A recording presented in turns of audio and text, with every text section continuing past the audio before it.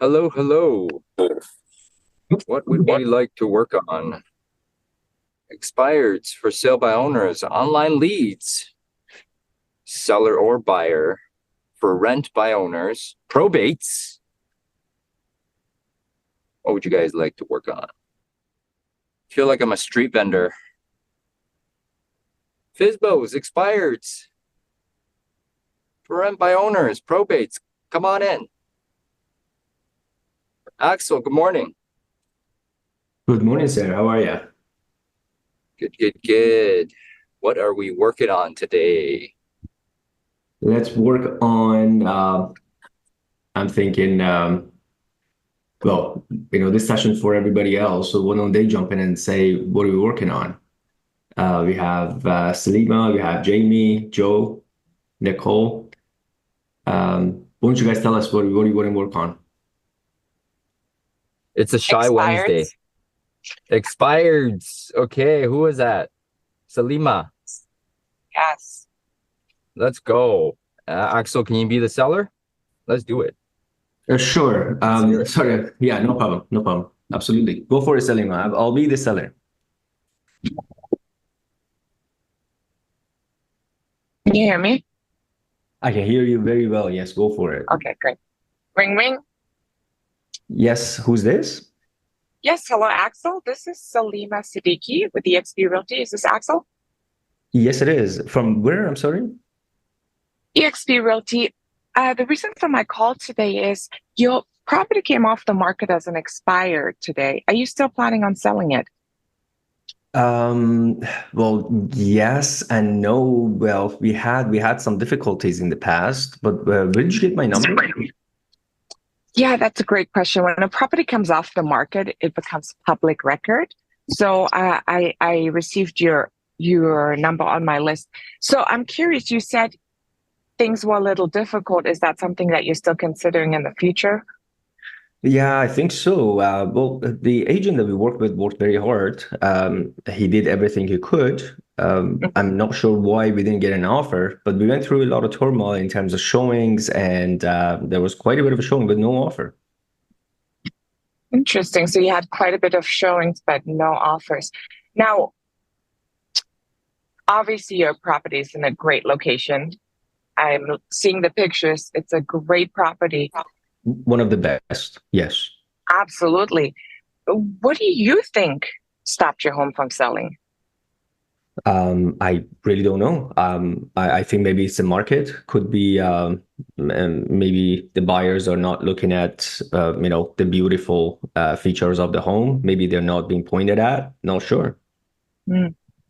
Yeah, I hear that a lot when a property is not selling. Sometimes, the agents blame the market. Now, how did you happen to pick the agent you listed with? It was actually a friend of our family. A friend of your family, got it. Now, Axel, if you had sold this property, where were you planning on going to next? We're going to a south side. South side. Very good. And what's waiting for you on the south side? Good things. The kids are growing and changing the school. And so, why am I answering all these questions? Sorry, I feel like I'm being interviewed. Oh, my apologies. The, my job's obviously just to help you, not, ever to talk you into doing anything. So I'm just asking to see how I can be of service or assistance to you. So if, we could get your home sold in the next 30, 45 days, would that be okay for you? Well, yeah, that would be a perfect thing because we will be still on the timeline of moving to the south side.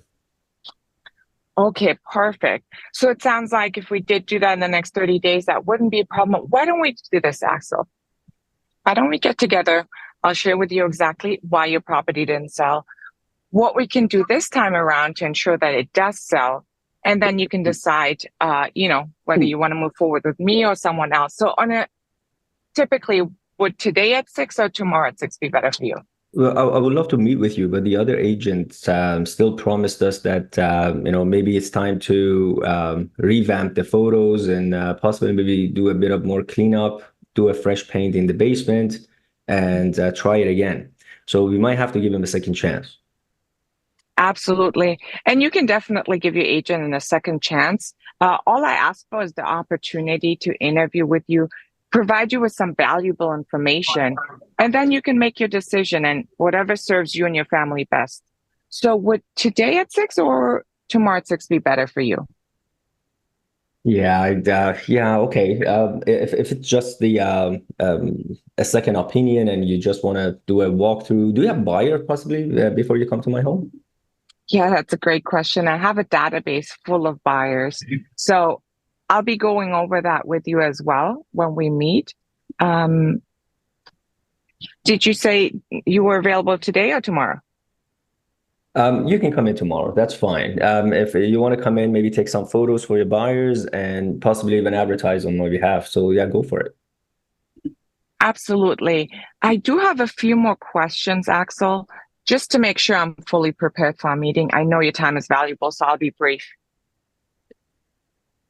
Yeah, no problem. It's just that I just want to make sure that I didn't give the wrong impression. So tomorrow won't be a very detailed meeting. I'm not going to be signing anything. Okay. Yeah, not a problem. All I ask for is the opportunity. Yeah, that's all right. So you can come in, do the walk, and take some photos, and you can show it to your buyers for sure. Okay, sounds good. I guess then I would go into the prequel. Yeah, no problem. Yeah. Okay. Yeah. How did you I feel mean, about that, Salima? what's that? What did you think? How did you feel about the role play? I don't know. I Not, was super nice. I was super nice with you. yeah, you were, and I don't know how. I feel like I was a little. I don't think I was tapping into the motivation soon enough, or even digging deeper into the motivation. mm. Yeah, so I think that I think you're accurate, Salima. But what I want to first acknowledge you for is like, A, you've clearly been practicing. I can hear it in your voice. You're not as nervous on the phone. You're more even keeled. As he was objecting, even though he was objecting nicely, I didn't sense you like getting thrown off. I didn't sense you like getting upset or emotionally like involved. It's more like, yeah, I understand where you're coming from. Sure. He's like, I'm not going to listen. I'm not going to sign anything. He's like, that's okay. My job's to help you. It's never talking to do anything. Just looking for the opportunity to share with you some information that could be helpful or useful in some way. Obviously, if you did decide to hire an agent, we'd love to have the opportunity in your business. But at this moment, it's just for informational purposes, just to see if we can help in some way. So that's much, much, much improved from, what I've heard from you in the past. As far as the motivation piece is concerned, remember, the whole purpose of a call is not to immediately start going into closing sequences. The whole purpose of a call initially is to find out if somebody has a need that you can help them with. That's the purpose. So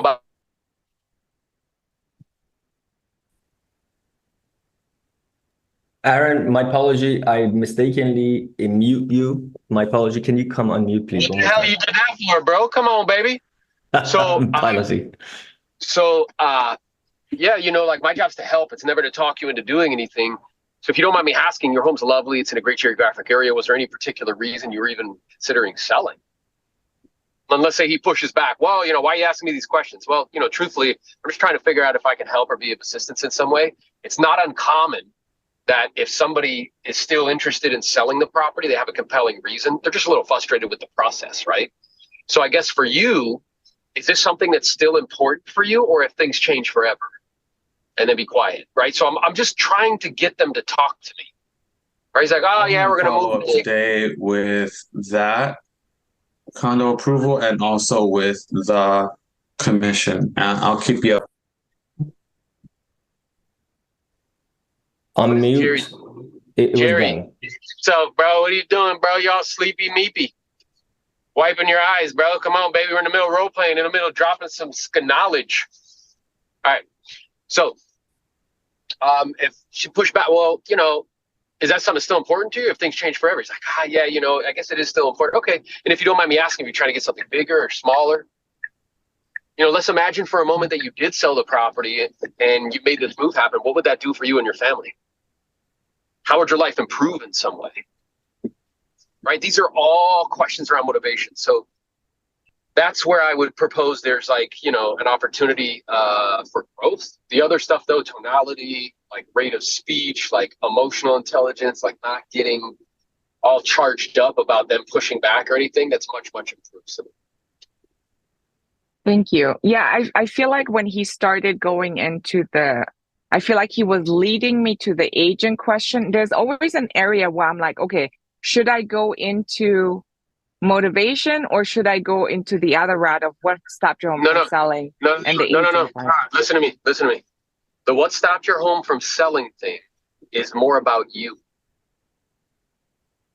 Because underneath it is a desire to be like, oh, the other agent wasn't doing this, it wasn't doing that. It's about you getting a listing. Me going to motivation is about them, what they're trying to accomplish and why. And is it still important to them? You see how this is like a complete, again, I want everybody on this call to recognize, okay? The more you talk about yourself, the more you're going to look like a douchebag. And people who talk about themselves are insecure. That's why they do it. When you're around people that are like really powerful, they don't talk about themselves a lot. And there's two types of leaders, okay? One is dominated by fear. The one who's dominated by fear is bombastic and loud and like obnoxious and talks about themselves, right? Egotistical. The one who's not dominated by fear, but comes from a place of contribution and wants to serve people, they don't do that. And you don't do that either. I'm not suggesting that you do, but like I'm just saying, I know that there's like a specific train of thinking out there that people are exposed to, which is like, well, are you familiar with the techniques that I use? Like, bro, who gives a fuck? Nobody cares, dude. Like so much ego. It's like ridiculous. You know what I'm saying? Instead, it's like, hey, did you know that I sold 40 homes? No, I didn't. And I don't give a fuck.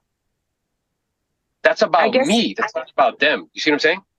Yeah, but the only reason I was saying that is because sometimes they get like they're not ready to share with you their motivation and they get defensive. So it's almost like but I'm also aware the reason why they're doing that can be with the rate which are one after the next, after the next, after the next. It feels like they're being interrogated. And then what people need is a bridge. So again, when they start to push back that way, you get insecure and you want to lean on authority. I'm telling you, presenting with authority is the lamest thing you can do. Instead, when he pushes back, it's like, look, my intention in asking is not to be nosy, Salima. Instead, it's just simply to find out, what your goals and objectives are and what you're looking to accomplish. Because we do have the good fortune of helping a lot of families when their home's not on the market and not selling, and then, just making a few tiny changes and accomplishing their goals for them. So I guess I'm wondering, is this something that's still important for you and your family, or have things changed forever? Do you see what I did? Yeah. Instead of being like, well, don't you know that I've sold X amount of homes while your home has been on the market? And I don't know. Look, whenever you feel threatened, people go to authority. It's insecurity, guys. That's what happens. But if you can evolve past that, bro, you'll be supersonic. Because now it's just like, the emotion piece, I don't get caught up in it. But what happens is you get pushback, you get scared and insecure, and then you want to lean on authority. Don't do that. Instead, politely push back, polite confrontation. Yeah, like my intention asking is, look, it's just try to determine what your goals and objectives are. Because I want to be clear, Salima, this conversation is not about me. It's not about the other agents that are calling you. It's about you and your family and your desire to sell this home and move. And unfortunately, we're still here 6 months later and we're not sold. So I guess I'm wondering, for you and your family, is this still important to you, or have things changed forever? Listen to me, Salima. Let's say you have somebody says that to you and somebody says, don't you know how many homes? Who are you going to talk to? Yeah, the first one. All day, bro. Is it okay to set an appointment without knowing the motivation? No. I disagree with that. I don't think so, because like what I'm aware of is like if I want to list, for me personally, I'm going to find out the motivation in the role play. in the prequal, but I'm still going to, like, for me, I was selling 150 homes and coaching 30 people at a time and 60 in groups. We're not having a conversation unless I determine that you're an 8, 9, or a 10. Because I don't have time. And I'm going to find that out like as we're talking and as we're digging a little bit. You know what I'm saying? Because what'll happen is like, I feel like personally, in my experience, if you go down that route, it's not as efficient as it could be. Because you'll go down that route, you'll book the appointment, but then you'll cancel it in a prequel. Yeah, the reason I'm saying is if that wasn't possible, there probably wouldn't be a prequel, or there wouldn't be a purpose for pre-qualification. Tell me what you mean. So what I mean by that is that, like, I'll give you an example. Somebody calls my sister and she's like, I want to write an offer with you. And my sister starts qualifying them. And what I told her, I'm like, if somebody wants to write an offer with you, you say, great. What would you like to write the offer at? You basically give the consumer what they want. So, like, even in my lead follow-up, when I'm like, hey, look, are you still interested in selling? Like, let's say I'm following up on something. I'm like, hey, are you still looking to sell? And they say yes. My whole, like, because they said yes, I'm giving them what they want. I'm like, great, what's a good day for us to get together? That way we can go over the home selling process. Now, at that point, they're either going to say, well, Tuesday at 5, and I know I've got the prequal to pre-qualify them and to find out if there's actual motivation. And if there's not, I could always cancel that appointment, or basically decide that's not something that I want to go on. Or if they push back, then I'm ready for the pushback and I'm ready for objections. I'm ready to go into the motivation. But if somebody's like if you see an opening, I would say close for it. And then if that, when you pre-qualify them, then at that point you can determine, like, hey, look, but if you see an opening, meaning like if they're like, right. And the key there is what you just said. if But you see an opening, what I feel how people are trained is whenever anybody says anything, they're like, great, when can we get together? Great, when can we get together? Oh, fantastic, when can we get together? And what I'm aware of is I think if people lean more in that direction, then they can fall into, again, like leading with authority and making it about themselves. So I think that there's like a balance there. Yeah, I think it's like more like it's not like, no, you can't set an appointment without knowing the motivation. It's more like there's going to be certain situations where you can, and there's going to be certain situations where you can't. And if you do, then obviously make sure to get the motivation in the prequal and make sure to pre-qualify them. If you basically, you can do it either way, basically, just depending on how the conversation is going and depending if there's an opening or not. But leading with what's important to them is the right approach. I agree. Is the right approach. Yeah, and what I'm aware of is, like, I feel like for you, because you're exceptionally skilled, I'm able to go back and forth. Yeah, bro, there's more flexibility for you. So if I was saying to somebody who doesn't fucking do 100 deals a year, what I would say to them is like, look, I would lean more towards finding out motivation, like more often than not from a probability perspective, because there's nothing more discouraging than going on unqualified appointments. Yeah. And then for someone who's more skilled, I have more freedom because I know you're going to pre-qualify every single time. I am not convinced that agents doing less deals pre-qualify every single time. You know what I mean? Like, I know you're not going to go on an appointment unless it's without pre-qualifying. Yeah.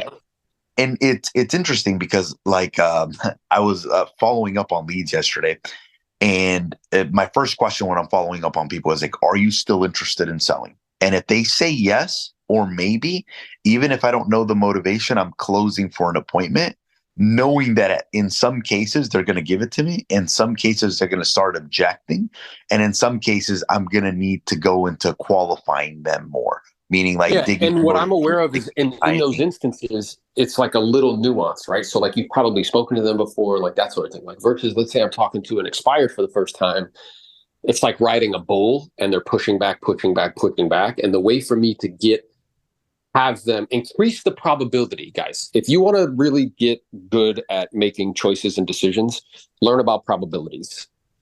Because, like, even though I know I make like definitive statements, I actually think in probabilities. Yeah, which is where, like, I know that 85% of the time what I just said is accurate. 15% there's flexibility, right? Like, okay, like it may not work, but like I'd rather do the thing that 85% of the time works. Just like when I'm figuring out price, I'm like 85% accurate. I'm within a window, like striking distance, because I don't need, like, that other 15% is minutia. And for the amount of time that it would take to drill that down, it's not an effective use of time. So if I think about this in terms of like probabilities, it's like, all right, well, which methodology would increase the probability that somebody would talk to me? One, where I'm perpetually closing nonstop without really knowing much about their situation, without really knowing about their goals and objectives, without really knowing about their motivation and where they're at, what they're looking to accomplish and why. And whenever I'm pushed back, I try to lead with authority, versus an approach where I'm finding out what's in it for them, making it all about them, not really talking about myself unless I'm like forced to because they like really push me on it, and making, being like, hey, my job's to help. It's never to talk you to do anything. Like, what are you trying to accomplish? So, and when I ask that, it's like, yeah, probably like 85% of the time, 90% of the time, that's going to be an approach that wins the day. It'll increase the chances that they'll speak to you. What I would say, and I love the fact that, because whenever I hear definitive statements, sometimes I push back. Meaning, like, whenever people are like you always do this, for those that are good at social, do that, because yeah. But I think the fact that you're explaining it to people, being like, look, whenever I say a definitive statement, it just means that more times than not, this is going to be the direction it's going to go in. It's not 100%, because when people whenever I would hear from other sources, like, always do this or always do that, it would confuse the fuck out of me, bro. Because I'm like, I'm not allowed to do this or I'm not allowed to do that. So here's what I would say to you guys listening. If there's an opening, take it. Just make sure to pre-qualify. Lead with finding out what's important to them and what problem you can solve. That's the thing. Yeah, and what I would suggest too is, like, even like when I was first teaching you how to set up list property in high volume and everything, I would speak to you in definitives, because if I gave you all of these options, truthfully, like you said, it gets confusing. So I speak to you in a definitive so you can follow it to the T. And then as you get more skilled, it's like discipline creates freedom. So as you got more skilled, now I can play a little bit. Now I have room to kind of, you know what I mean? Like interpretation or nuance or different situations and different scenarios. Yeah. And maybe that's where whenever I speak to people, everything's almost like a case by case type of situation, as opposed to definitives, basically. And maybe that confuses people, Right. But in this situation where Axel had said, go ahead. No, what Axel had said, well, yeah, but I'm just, you can come take pictures. I still went for the closing because then I was going to go into the prequel. That's the way you would have gone, right? Yeah. Well, I think that, whenever you see an opening, I take it and then I basically do the prequel. I'm like, hey, before we get together, there's a number of questions I need to ask you. Just want to make sure I'm fully prepared. I can really be of best service. I'll be brief and I'll ask them now. And then I'll be like, okay, great. Remind me again, like, where are you moving to? What's important about moving there? Terms of timing, pricing, loan balance, and then I start basically pre-qualifying them to make sure that the appointment. Now, if when I'm pre-qualifying them, I find out that, hey, look, this person is really not that motivated, I may say, hey, look, can I make a recommendation? Based on what you've described to me, it actually does not make sense for us to get together at this point. It would make more sense for us to stay in contact and basically talk over the next year. Is it okay if I send you my contact information in case something changes? And then basically they'll be like, no, it's okay. Boom. What's a good email for me to send it to? Send them my contact information and then this. But I think this is good. And this is so what I'm getting out of this, and I think a lot of people can get value out of this, is thinking in terms of probabilities. Because that was whenever I became aware that that's how I'll give you guys a funny example. And my brother-in-law is probably in here. He's buying his first rental property. So congrats to him. Jaime is buying a rental property, but he was asking the property manager what she thought in terms of rent. And he wasn't giving me a clear answer. And then I jump on the call with the property manager, and the property manager goes, Jaime was trying to have me guarantee him that I can get this amount of rent. Like, Jaime was looking for 100% that that's the amount of rent that he could get. So what I did is I just asked her some additional questions, but the way I was really thinking about it was in terms of probabilities. Is this probable that this is going to happen? So I asked her a question like, okay, do you see the property renting for less than this? I'm like, no. I'm like, what are the odds that you can rent out the property for this amount? Would you say it's 50-50? Would you say it's 70-30? Would you say it's 100? Would you say it's a 30% chance? And all I was doing is like, hey, look, if I can get the odds in my favor, a lot of times I'm okay with moving forward with that. And I think that when people start thinking in terms of probabilities, it actually helps them become a better decision maker because you're able to make a decision with not all the information in place, basically. Yeah, and what completely holds people back is thinking that they need all of the precise That they need all of it to make a decision. So they don't make a decision and it then ends up stalling. So like this idea that two things can be true at the same time. One's more true than something else. So what'll happen is when you're talking to people, they'll say things like, well, we're going to have to agree to disagree. Well, that's bullshit. Because if we stay long enough and we triangulate ideas and we keep pushing, something's going to be more true than something else. But if I think in probabilities, it helps me to, again, become a better decision maker, like Jose's saying, but it also helps me make decisions faster. Because I can ask myself, hey, what are the chances that this is going to sell in this price range? Probably 85%, and we may need one adjustment. I'm fine with that. Right? Versus like thinking things have to be precise. Now, if you want to get attention, speak in absolutes. Because what will happen is people will comment and be like, no, it's not always like that. Oh my God, how dare you? Like that'll happen, which is fine. Like let them do that. It's controversial. Basically. Controversial, but when you speak in exacts, like when I say like, hey, going to open house is a waste of time, I get like 150 like DMs.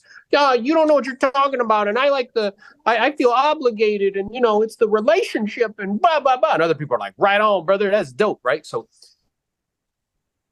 they're two different. As far as like making decisions, yeah, probabilities. So I want you guys to hear what we're saying. Because again, like this is coming from Jose doing 100+ deals a year and, listing a bunch of homes, whatever it is, 80+ a year. It's coming from me who listed over 100 a year for 10 years in a row. So like there's more freedom. But at the beginning, when you're learning something, I would propose there's less freedom because it complicates it and it gets confusing. So the less freedom is like, find out the motivation. But I think it's helpful for people to understand this. Yeah. Because sometimes when it's absolutes, bro, it confuses people. It creates internal conflict as well, too. Because it's like, no, I'm not supposed to do that, or I'm not allowed to do that, or I shouldn't do that, or that's not the way to do things. And then and then you're going to find people. This is what, with that absolute, this is what I would find people not closing because they haven't gone the motivation. And I think that if you see an opening, take it. Yeah. Hey, Jose, but it's Ricardo. Good morning. And Aaron, good morning. So I think people have to understand as well, all you do is lead follow-up. So there's already a lot of context in the conversation when you connect with them. And so, Salima, what you're calling is expireds in the most saturated market in the entire country. And so when Aaron says that they got like a bunch of calls and they feel like people are just coming at them, like you have to have a genuine conversation where, if I'm not mistaken, you almost have to know what they're trying to accomplish and why before you close, because if you try to close prematurely, you sound like everybody else. You have no skin in the game. I'm going to push back on that again. I'm going to push back. Let's go. We're fucking pushing back on today. Let's go. I think I woke up a little spicy today, guys. You did, bro. No. I just want people to have context. So, like, let's say you're on the phone with the expired. You're like, hey, look, are you where are you moving to next? Or like, I'm moving to Arizona. Or let's say that you're like, hey, look, when do you plan on interviewing the right agent for the job of selling the home? They say, I'm actually interviewing agents right now for the job. You're telling me that you're going to be like, okay, great. When you sell it, where are you moving to next? Or are you going to be like, great, what's a good day for us to get together?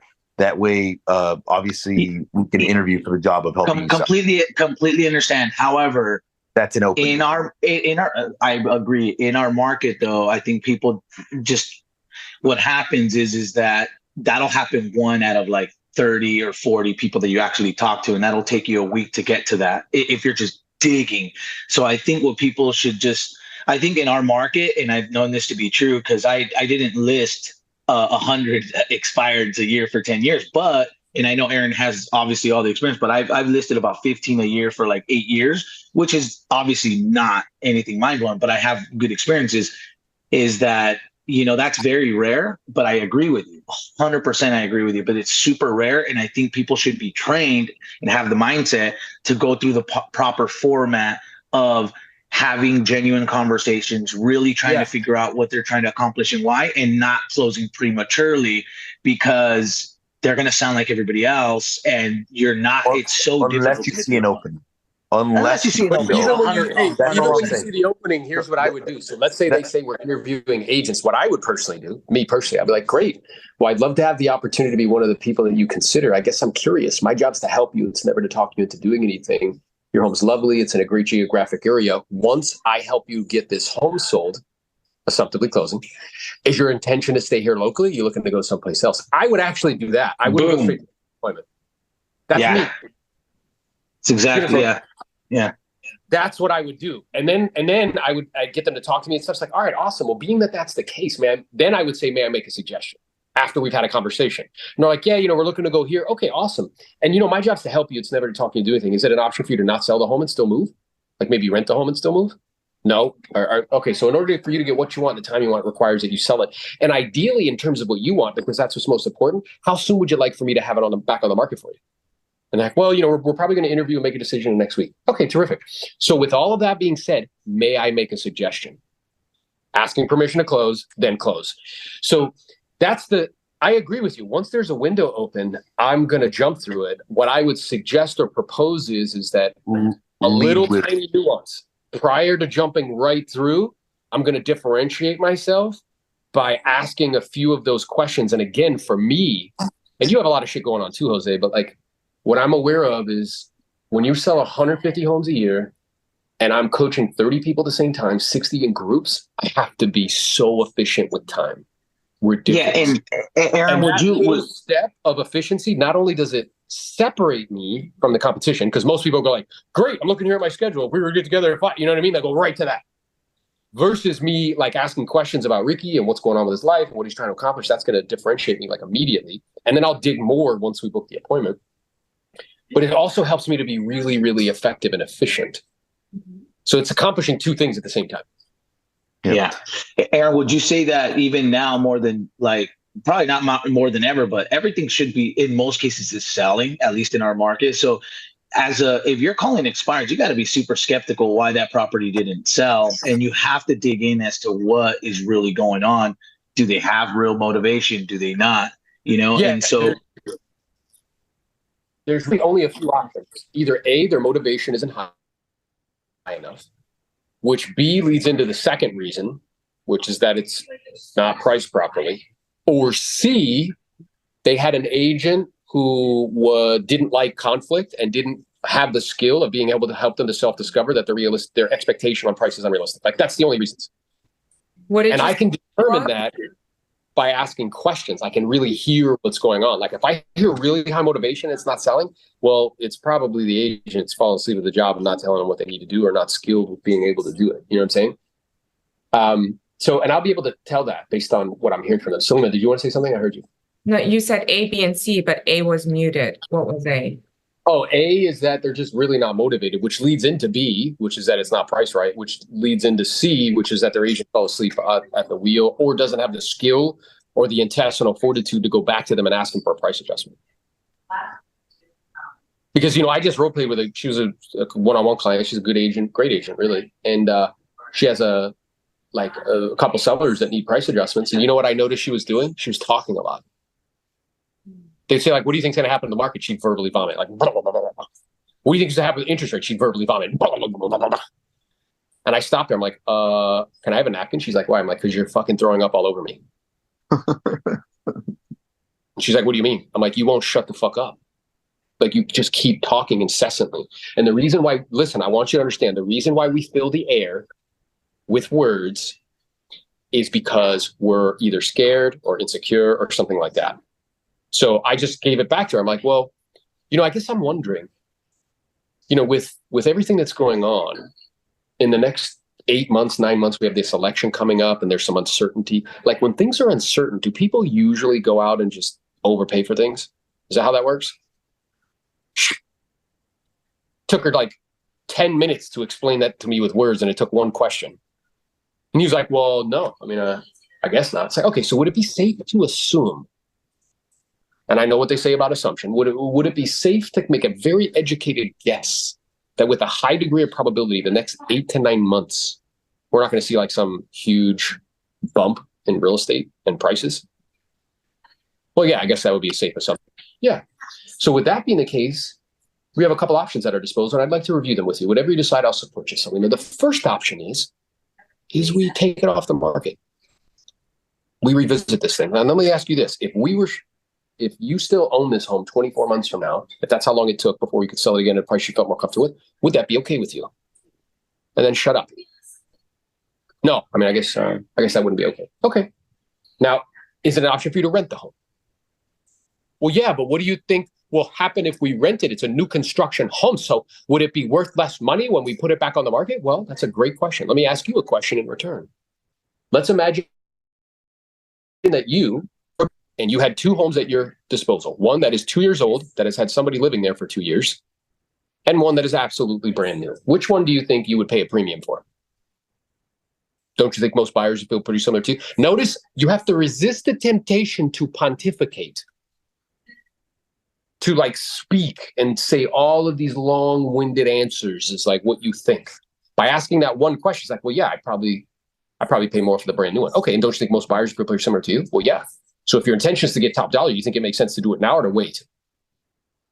You see how I can get somewhere in like 3 questions that takes people like fucking 20 minutes of talking to get to? It's just much more efficient. I'm all about efficiency, bro. Like economy of words, like efficiency of questions. Like how can I get to the same place faster? That's right, bro. Hey, you got to get me a t-shirt. It says Hey, Aaron. Aaron, Jose, I have something for you guys, because I know you guys got like different little ways of doing things, and I've been thinking about that all week. So then going back to the when you started, so then I know Jose used a lot of universal ways to do things, when he having this conversation. So you don't recommend that strictly them in the beginning? Because I've been making calls, and one thing that I've been doing is like, when I see the data, it's like they're all mixed. And I'm like, man, I'm just going to straight down to the list. Some of them are expired, some of them are feasible, some of them are canceled. I figure like, man, like I have to be able to speak in a way to all these type of people, like more simple. Do you agree with that or not? Like, do you strictly... I separate those, bro. Even though like I have a universal script, I separate the expires from the FSBOs, from the probates. Like it's not like a hot market script.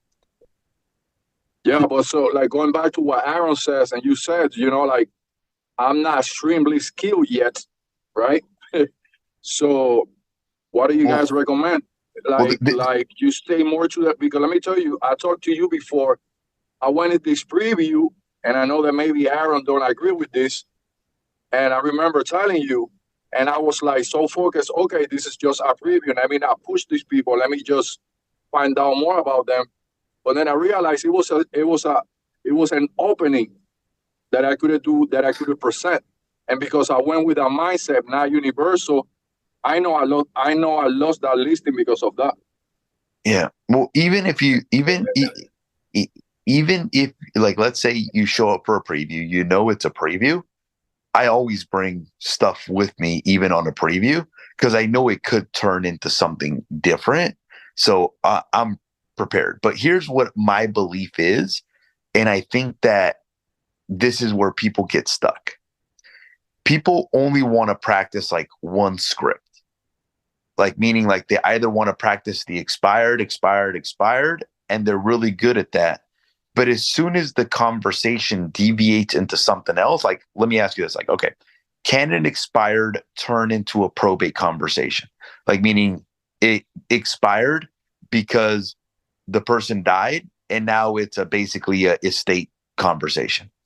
Could an expire turn into like a divorce conversation? Could an expired turn into a I didn't sell because I couldn't find the right property, meaning an expired can turn into a buyer's conversation. So my belief is that all of the scripts are intercorrelated. And in order to be able to produce at a high levels, there needs to be some versatility, because even if you're circle prospecting, is somebody going to say to you like, hey, I may decide to go for sale by owner. But if you never practice the for sale by owner script, you're probably going to fumble that because you have no idea the what to say in that certain situation. So most people want to practice one. I would say yes, practice that one, but also know that all the scripts are intercorrelated. So what I did really well when I was starting off is I started practicing different things and taking different things from different scripts. So for example, like if you look at a script like a for sale by owner, and it may say, are you familiar with the techniques I use to sell homes? I may use that to close on a hot market. I may use that to close on a probate. I may use that to close on a this. I'm not looking at that as only for the for sale by owner. That's a line only for the for sale by owner. I'm looking at that as a close. That's all it is. It's a close. And even when you look down at the scripts have very similar things. Like whenever you ask, where are you moving to next? It's not like I'm not going to ask that to a person that has an investment property. All I'm really asking for is the motivation. So having different ways of asking the same thing. So that's kind of the way I look at things. And I believe that everything is connected, basically. That way you can have more versatility. What are your thoughts on that, Novello? If he's even around. Yeah, he's around. So Or then what are you your thoughts on recommend, that? right? Hey, What up? Hosey, how dare you come around, bro? How dare you? So, yeah, it's interesting because again, this is like a perfect example where I feel like with where he's at, I'm always asking myself as like a coach, I'm like, okay, what would benefit this individual the most? And I always have to be conscious and purposeful about giving them information based on where I'm currently at, or giving them information on where they're at and where I was at when they were there. Right? Because there's like different levels. There's like all this different stuff we have to learn. It's multifaceted, multidimensional. So going on previews in hopes that like you're gonna like, I don't know, like bond them to death, that they're just gonna love you. What's up, Jose Jr.? That's Diego. Dang, bro, he's big, bro. Oh my gosh, bro. What's up, Diego? Hi. So, hi. Of course, bro. It's Uncle Aaron on the call. So, Unc, you call me Unc. Let's go. So, like going on appointments with previews, hoping that you can like outbond them, or like, we're not going to have a conversation. I'm just hoping like, I don't want to like push them. It's kind of like me adding value, giving somebody $1 million worth of game and then not presenting EXP at the end. It's just like in hopes that like, I don't know, you're going to like, oh my God, you're the best. And we have so much in common and maybe we should work together. Right. And what I know is like long-term, somebody who does that will get more likely than not disappointed and discouraged, because the vast majority of those appointments that you go on won't work out. That's not being negative, just an accurate assessment. So if I was going to tell him, like specifically, if I was coaching him and saying like, hey, what should I be doing? I would say like, hey, make sure that every appointment that you go on is pre-qualified no matter what, because habits are very hard to break. And it's easier to loosen a screw than it is to tighten it. Right? So I'd rather be like tight and then loosen it over time when he's earned the right to loosen it based on skill set. But until that skill set's required, I think it can be like a little confusing. You know what I'm saying? That's my opinion. So what I would suggest to you is like, yeah, previews. I never did previews ever. Now, did I miss out on opportunities? Maybe, probably. But because all the appointments I went on were qualified, I went from 0 deals to 17 to 50 to 79 to 89 to 100. Because it's just efficiency, right? And I want to build like a really strong foundation, and then flexibility, and then okay, right? And layering time. So when you go on those previews, are you doing anything else? Are you like you're knocking on doors to the left and to the right, like making sure that's the most efficient use of time? Or are you just going there hoping to win a popularity contest and leaving? So, what are your thoughts on this? Like, there is no, not that there is no right or wrong. I rarely go on previews as well too. But if you're going to go on a preview, knowing what you're walking into is key. Meaning like knowing that it's a preview, but also like, even if I'm going on a preview, I'm not freaking like not bringing, like I have everything in my iPad and I'm bringing comms because I know even on previews, it could be like, okay, what are your thoughts on this? Or what are your thoughts on that? Or what would you do here? What would you there? And in some cases, that could either earn you the listing right there on the spot or earn you the contract in the future, basically. But the rule of thumb is the whole goal is to go on qualified listing appointments versus previews. What happens is that goes back to probability. So it's like the probability that if I go on 10 previews, I will take 8 listings. Probably 0. Probably 0, yeah. But even I noticed this, bro. Like, and this is like a trend that I noticed. Like, let's say somebody's a new agent, bro, and you tell them, hey, only go on 100% qualified. And let's say that their skills are at a 1 or a 2, basically. And they're only looking for that one qualified appointment. And they haven't gone on an appointment in 5 months because they're looking for that one qualified appointment because their skills are really low. Would you say in a situation like that, it would actually, that something good could happen if they actually get in front of some people? Yeah. So I think that there's, again, like this has to do with like where you're at. Where you're at. So some people, they just need reps. They're just sitting in their fucking basement or by themselves in their office, never talking to people. It's like, okay, get out and go talk to some people. Like, I understand that, right? What I'm aware of is what becomes problematic when you make that a business strategy. That's where it becomes problematic. I agree with you. 100%. It's understanding and deciphering that. Like, yeah, there's a season for going on previews. There's a season for talking to everybody you could possibly talk to. Just to get reps, just to get comfortable in front of people, just get comfortable with the conversation. That is not a long-term business strategy. It's not. The whole goal is to basically not do that. But I also think like, even like me going on those 100 appointments at the beginning, it helped me develop the skills faster because I got in front of the people faster. Even if they weren't 100% qualified, I'm like, hey, I have an opportunity to get in front of a seller versus prospecting for another hour. Now, was it efficient? No, I knew that the goal was to go on qualified appointments, and I knew that that wasn't the long-term business strategy.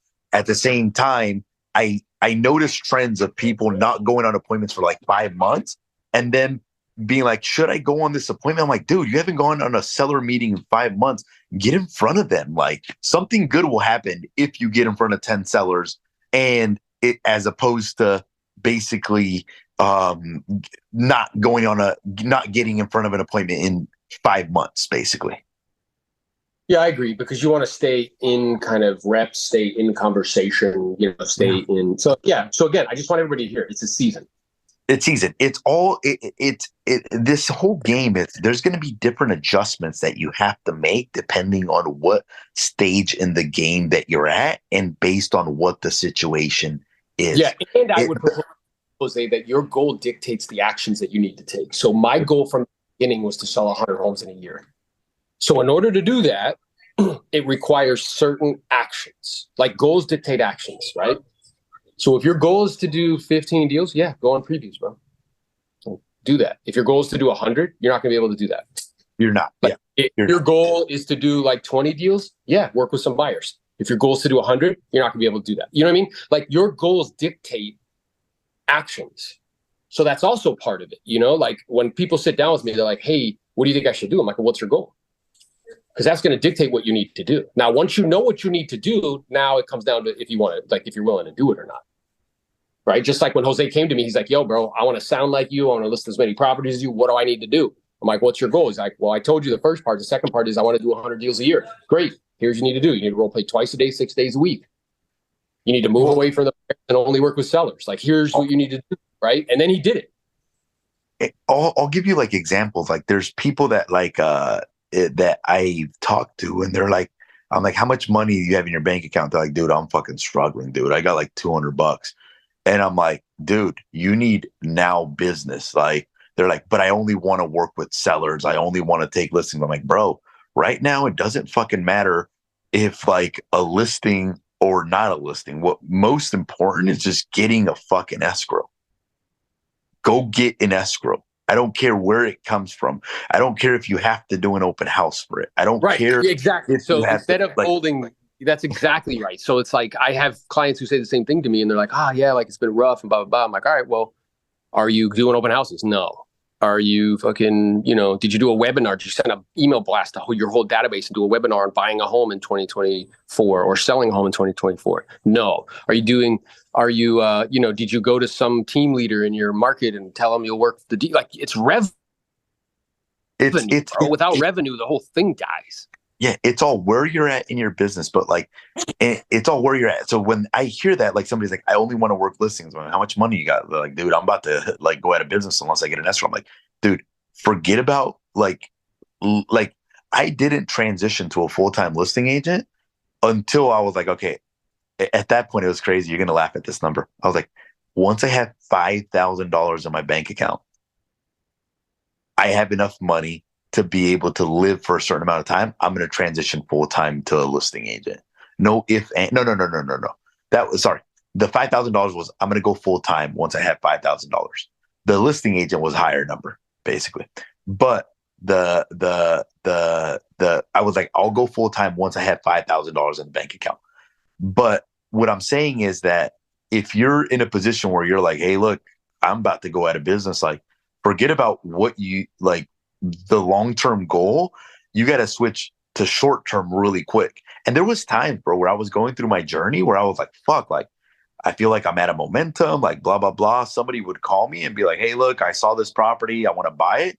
Dude, I slap them in escrow. And then all of a sudden I get into momentum. There would be times, bro, where I was like, fuck, I haven't taken a listing in 3 weeks. And somebody would be like, and I don't like mobile homes, but somebody would be like, yo, I want to list my $30,000 mobile home. Like, fuck it, I'm going to go list it. I know I'm not going to make any money, but I just want to get back. I want to stay in the rhythm and in momentum. And stay in the rhythm, basically. Yeah, and what I would tell you is I wasn't going to make money, I would still do it at that time to keep the momentum going. Yeah, when agents tell me, they're like, oh, I only work in certain price points. I'm like, bro, the money all spends the same team. Like I would list, bro, you know what my come up was? Those 75 expired listings, like 50 of them were 55 and older little condos for less than $100,000, bro. Like, who cares, guys? You know what I'm saying? Like, it's a revenue game. Listen to me. Most people would rather look good than make money. Listen to what I just said to you. Most people would rather look good than make money. Most people would rather have 3 businesses that make no money than one that does. You know what's funny, Novello? Angel at some point nicknamed me the mobile home king because I would take mobile homes to stay in momentum, basically.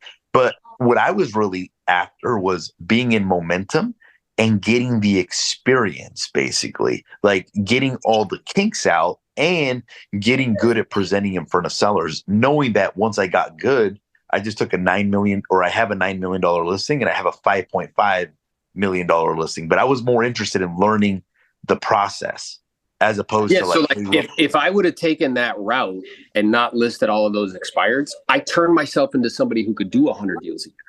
Yeah. Right. And then from that, the market got better, price points went up. So income, went up and exploded. But like, if I would have been like, nah, bro, I'm too good for that. Nah, dude, I want to stick to the high end. Nah, bro, I'd rather post pictures on Instagram and look cool. I'm like, you're an idiot, dude. Well, I only want to do this or I only want to do that, Yeah, like you have you have to earn the right to be able to say that kind of shit. You know what I'm saying? Like Jose's earned the right. If he doesn't want to list the mobile home now, he doesn't have to for the rest of his life. But you have to like earn the right to do that. It's not like out of the gate, like you're entitled, like you're better than. Like, what are you thinking, bro? Yeah. It's funny because even like I got to the point where I'm like, no more mobile homes. And then I made a rule, no more mobile homes unless it's a referral. And then I found myself like in a little bit where I'm like, hey, I'm not taking as many listings as I want. I'm like, this is a $350,000 mobile home. If I take it at this percentage, I can make sense of it. I'll do it just to get back into momentum, basically. No ego, you know? And what I did on those 55 and olders is I had a flat rate commission, which ended up sometimes being like 8, 9, 10%. You know what I mean? Like it just had to make sense.